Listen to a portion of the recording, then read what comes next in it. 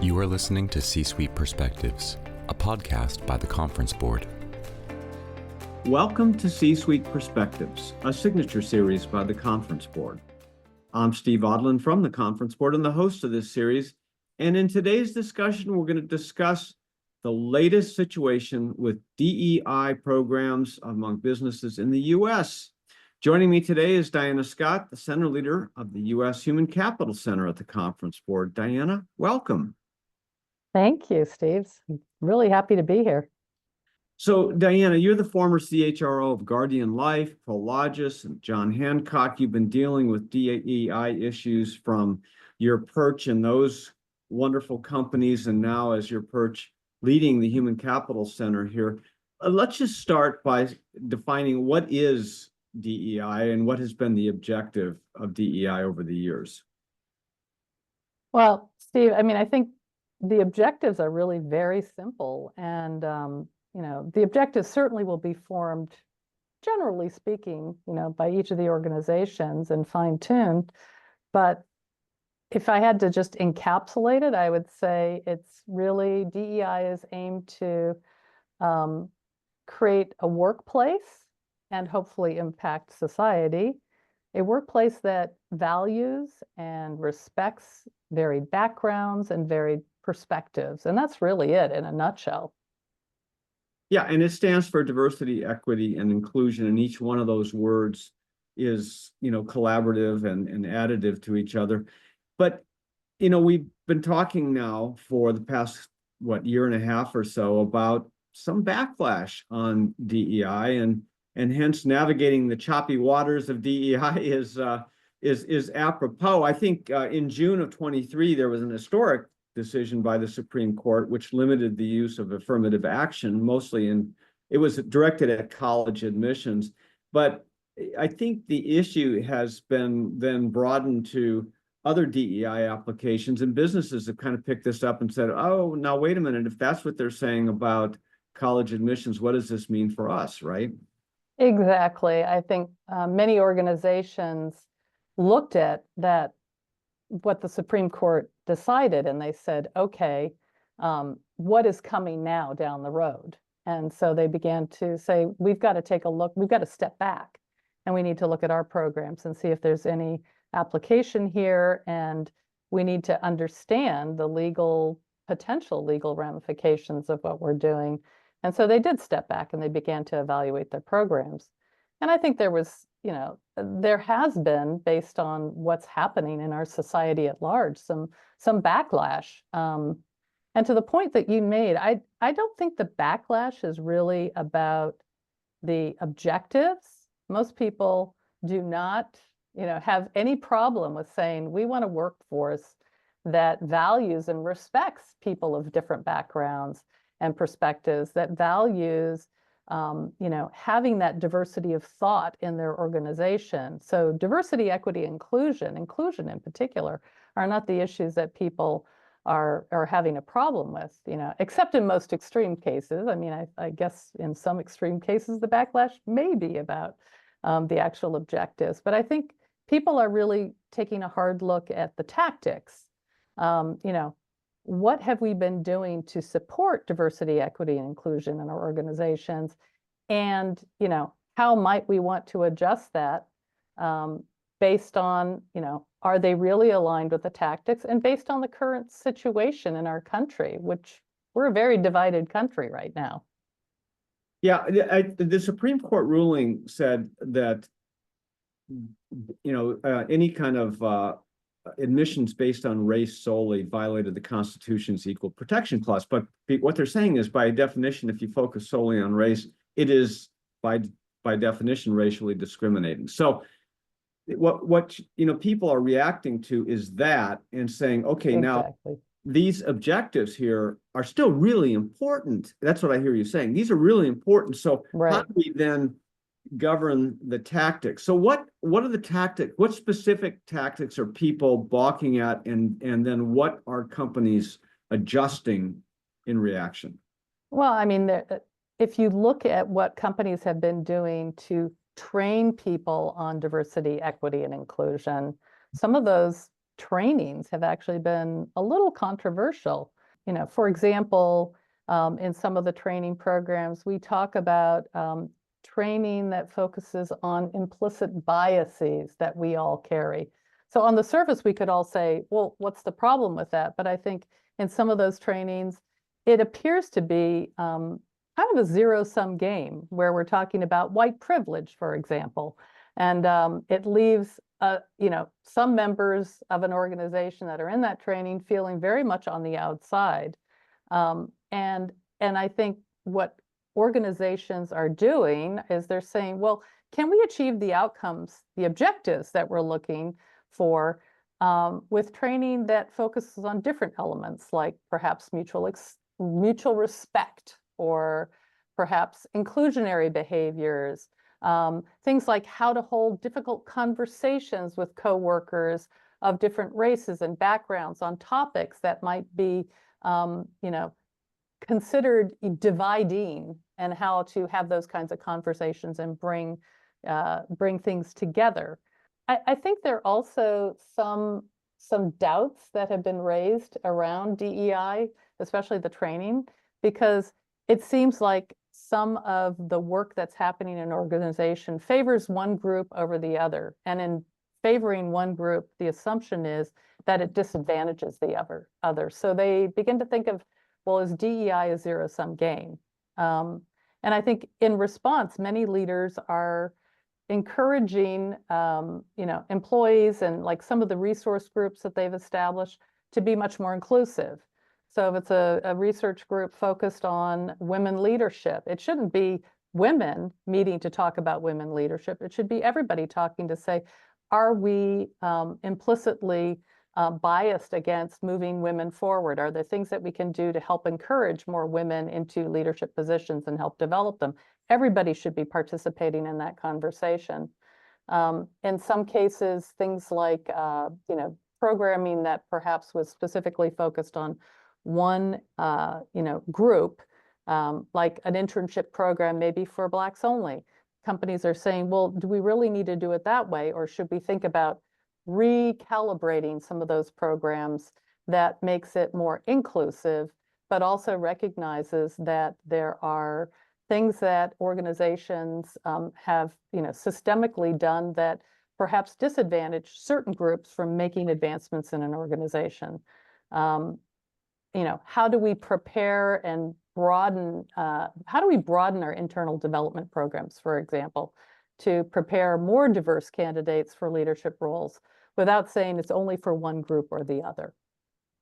So what I hear you saying, this is really important, because a lot of people are interpreting this to say we should toss DEI. What you're saying is absolutely not, do not eliminate all the objectives around having a diverse workforce, having equity in your workplace, and including everybody. In fact, you should alter your tactics around that so that your tactics are not inherently racist or forming preferences for one race over the other, which is exactly in line with all the objectives of DEI to begin with. Exactly. I mean, when you look at the objectives of DEI, it's creating a more inclusive environment that values multiple perspectives. It doesn't mean you're now favoring one perspective over the other because in the past it wasn't in favor. It's how do you bring all of those together? Because that kind of diversity of thought is what really leads to, greater collaboration, greater creativity. And frankly, leaders in organizations should be thinking more creatively about how they can accomplish their DEI goals and still maintain their values, while they're also acknowledging that they're huge changes, shifting legal and political and societal forces at play here. But it's really about, instead of setting targets or quota around diversity, there are many tactics that you can take that really expand how you're able to attract and retain and engage a more diverse population of employees. Now, you've done some recent work, research in the center, and you found that 2/3 of senior executives thought that the Supreme Court decision would affect their programs, but you also learned that the vast majority of organizations are not taking action to scale them back. It's essentially tweaking them around these lines that you've just discussed. And that's important because of the multiple constituencies that senior executives have: customers, employees, owners, and the community. So how can leaders then make sure that in this multi-stakeholder world that they're approaching DEI in a way that meets all of the needs? Well, I mean, I think the Supreme Court finding, the ruling definitely impacted how people think about DEI. But as you pointed out, I think it was 80% of leaders said that they are not going to back away, but they are going to adjust their DEI programs. And it's not just because of the Supreme Court ruling. I think it's in response to a lot of changes that we've seen happening. But there are things that these leaders are doing that, they can make strategic changes while they're also kind of staying the course against the original objectives for DEI. And I can give you some examples if you're interested of some specific things that companies are doing. Yeah. So, for example, companies are looking at maybe revising recruitment and hiring practices.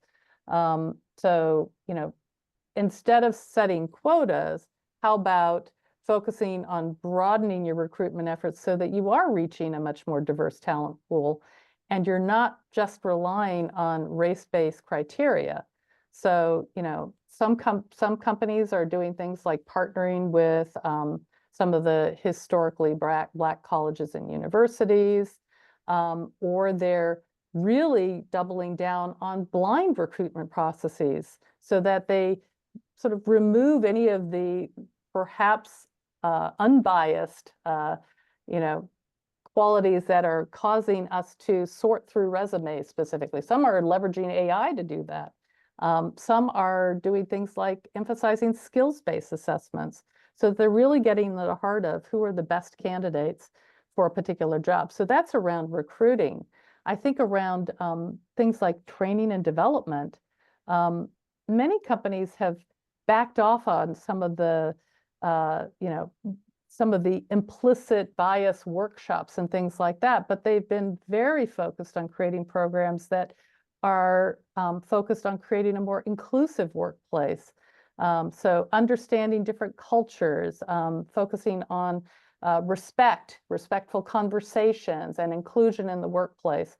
And I think a lot on coaching their leaders to understand how to navigate and create that kind of respectful environment and create that dialogue, which will in itself support a more diverse workforce without, again, focusing on specific quotas.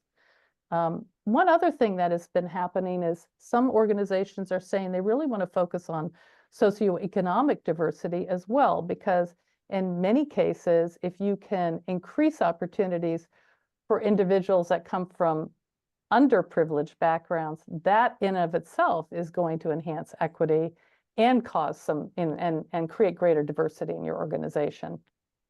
Those are just a handful of examples. Yeah, and I think so it's really important that I'm beating it to death, but the objectives versus the tactics, the objectives are still spot on. I mean, if you're going to take care of a multicultural customer base and you're going to take care of a multicultural employee base, you have to approach things not in a monolithic way, but you must do this in an inclusive way. A diverse workforce is best able to serve a diverse customer base. A diverse workforce is best able to suit a diverse investor base. All of these things come together. It's just the society we're in, and we've seen the pendulum, swing back and forth on a lot of issues, and this is just, a little bit of an adjustment in how you go about it. Exactly. That's exactly right. I mean, I will say our country is very divided right now, and I think feelings are running high on both sides of that divide. And so if you think about your employees, your customers, your investors, all the other stakeholders, we as leaders have to assume that people are affected both emotionally and therefore, they're experiencing stress and anxiety. So I think the first thing leaders need to do is they need to understand that and then make sure that they're communicating with all their constituencies. They need to, reaffirm their organization's values to both the workforce and the investor. And that is going to really, lead to that respect and that openness that supports those DEI objectives. We're talking about navigating the choppy waters of DEI. We're going to take a short break and be right back. What does the future of work mean for your employees? How will your company navigate ESG? Will there be a global recession? At the Conference Board, our experts translate the latest research and economic analysis into insights and real-time problem solving for your organization.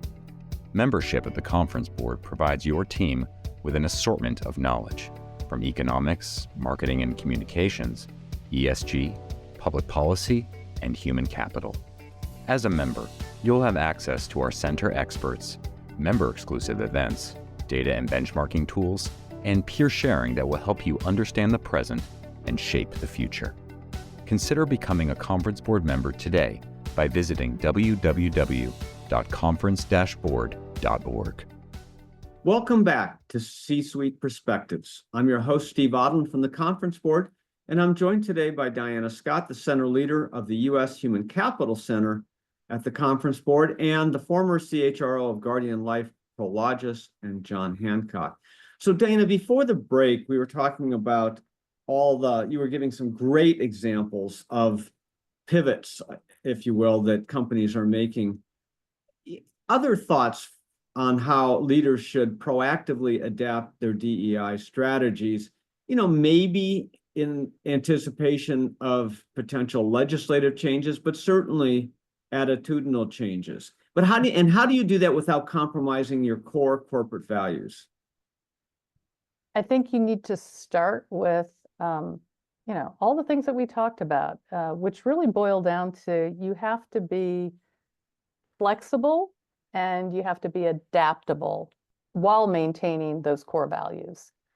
And if you do that, I think it's something that leaders do in every other aspect of their business as the world around them changes. So this isn't any different. I mean, I think leaders really need to review their DEI strategy and policy in a way that helps keep it current, that allows it to evolve, because we all need to evolve. We need to make sure that leaders need to make sure that they need to look at the laws and how the laws are evolving, so that we are assured that it's legally compliant. We need to make sure that it's in keeping with the corporate and stakeholders' values. And, even though that Supreme Court ruling did not, on race-based admissions in colleges, it didn't have a direct bearing on the workplace, yet we saw many, many good leaders do what they do in any business situation. They evaluated, they considered it, they knew that it would have implication, they reviewed their programs with their legal teams and others. And then in some cases, they decided to make adjustments. And we know they were adjustments. They didn't eliminate their programs. They just adjusted them based on the current climate. So I think that's something that good leaders just need to do. And it's just a very fundamental for how you want to run your business, no matter what the change is that's coming at you. At the Conference Board, we are data people and evidence people. And in your center, the Human Capital Center, you do a lot of research and leverage data and evidence-driven approaches. What data should organizations be looking at now? As it relates to DEI, how should they be driving their decisions from an evidence-based and a data-driven perspective? I think that, as you pointed out, data is what we should live and die by. And, it allows us to have rational conversations. So as we look at, DEI programs, what are the things that you need to step back and say, what are the specific metrics that are going to help us understand whether we're creating that equitable, inclusive kind of organization. And are we advancing people equally in the organization based on their skills and ability to contribute? Do we have evaluation tools that show that we're not leaving people behind, based on their capabilities? So, for starters, it's looking at things like, are we getting diverse slates of candidates? Are we casting a net broadly in our recruitment efforts so that we're getting as much of the qualified individuals for a particular position as possible? And that's where you see companies doing things like, going out to different resources and looking at different ways of attracting a more diverse slate of candidates to put in the pool. So, and we've seen outcomes that say, if you do that, you're going to get a more diverse slate of hires in the process because you've cast the web more widely. So that's one thing.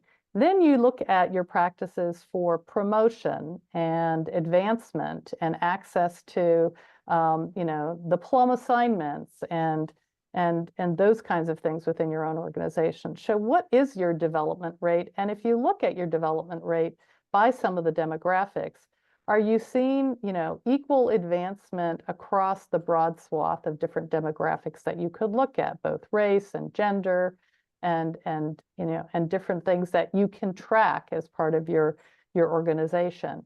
And many organizations, in looking at that, said, we can do simple things that actually help us interrupt that unconscious bias that may exist because somebody wants to advance somebody that they see themselves in, as opposed to really looking at, across the board, who are the people who are best qualified, who have the skills.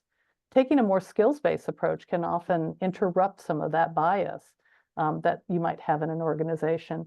And then you look at things like your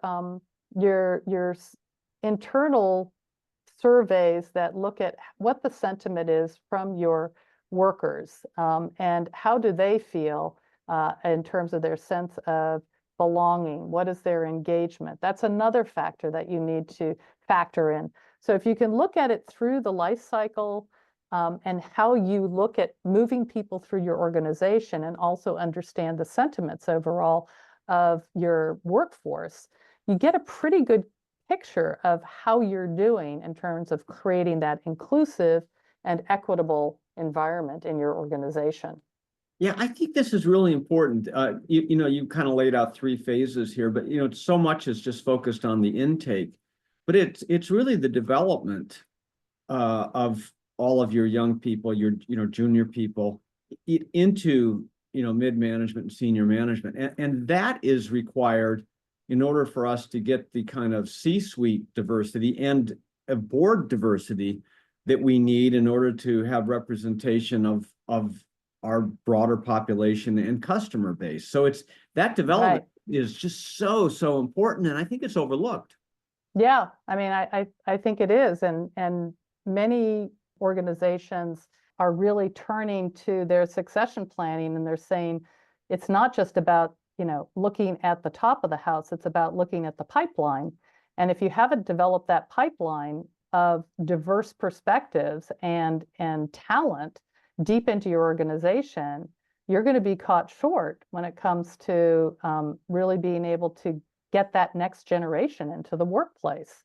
You hinted at this, but I've always felt that one of the key data points or data sources for tracking all of this is really the engagement survey, and everybody does a slightly different flavor of it, but understanding not only what the absolute numbers say, but also how your people are feeling about it is so important.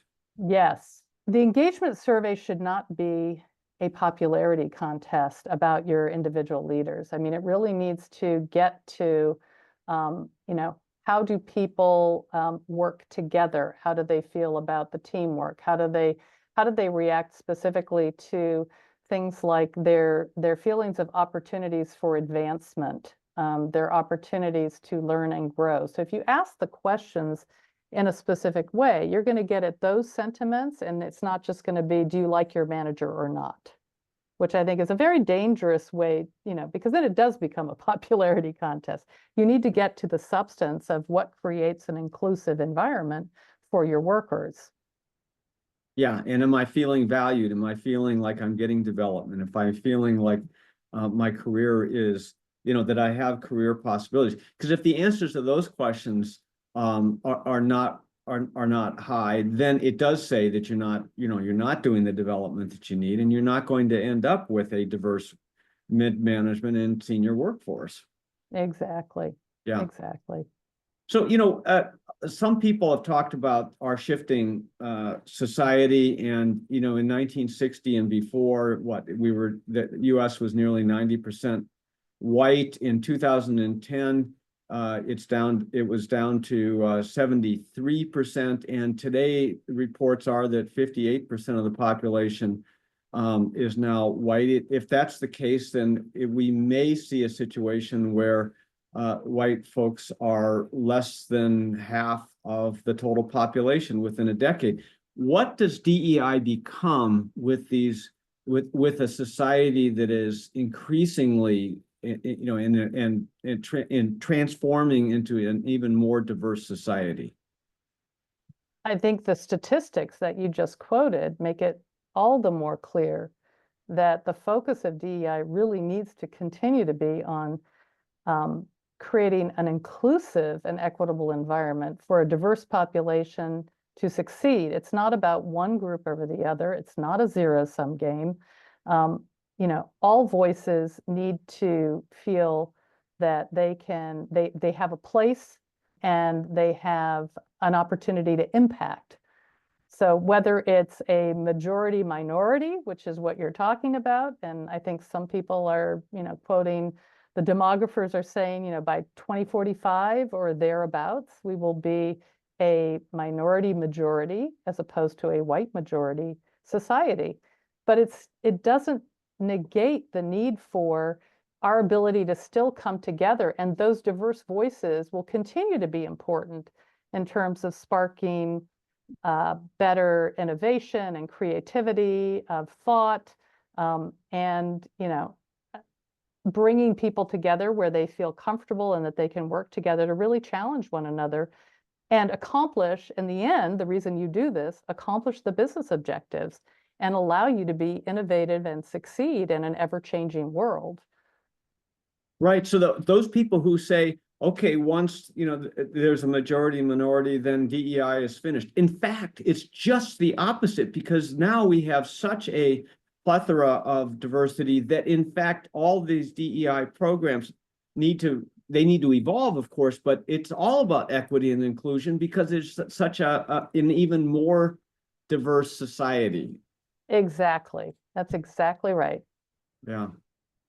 Okay, any final advice, Diana, that you have from your research for CEOs and CHROs as they navigate these choppy waters?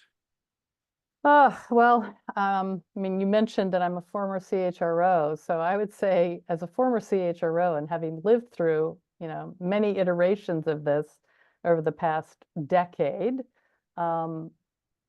DEI really needs the vocal and visible support of the CEO. And that's probably truer now than it was even when I left my last CHRO job, which was just a few years ago. So I think CEOs need to start by reinforcing the message that DEI, and that's whether you call it that or not, that DEI remains important and that it remains vital no matter what is happening in the world. And as we evolve, that the concept of an inclusive organization and diverse voices in that organization is really going to drive business success and allow the entire organization to reap the benefits of that. That's what I think needs to happen. Well, amen to all of that. Diana Scott, thanks for being with us today. My pleasure. And thanks to all of you for listening to C-Suite Perspectives. I'm Steve Odland, and this series has been brought to you by the Conference Board. You have been listening to C-Suite Perspectives. a podcast by the Conference Board.